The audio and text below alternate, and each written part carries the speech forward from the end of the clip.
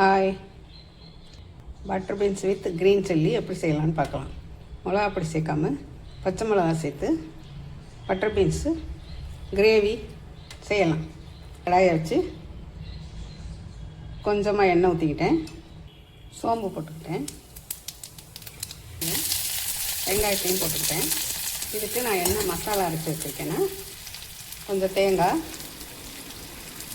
ஒரு துண்டு இஞ்சி, ஒரு 5 பூண்டு பல், கொஞ்சம் சீரகம், 4 பச்சை மிளகா, ஒரு தக்காளி பழம்.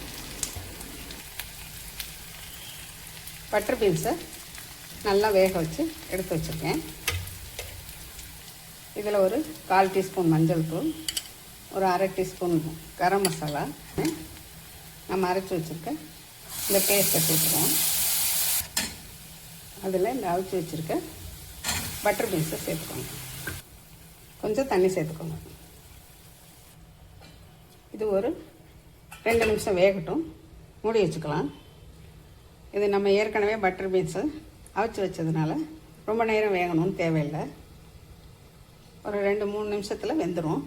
வச்சுருக்க மல்லித்தலையை போட்டு இறக்கிடலாம். தேவையான அளவு உப்பு சேர்த்துருக்கேன். ரெடி ஆயிடுச்சு. மல்லித்தலையை தூவி கிளறி இறக்கிடலாம். சுவையான சத்து நிறைந்த butter beans with chilli gravy ready. இதை நம்ம சாதத்துக்கும் சைட் டிஷ்ஷாக வச்சுக்கலாம், சப்பாத்திக்கும் சைட் டிஷ்ஷாக வச்சுக்கலாம். தேங்க்யூ.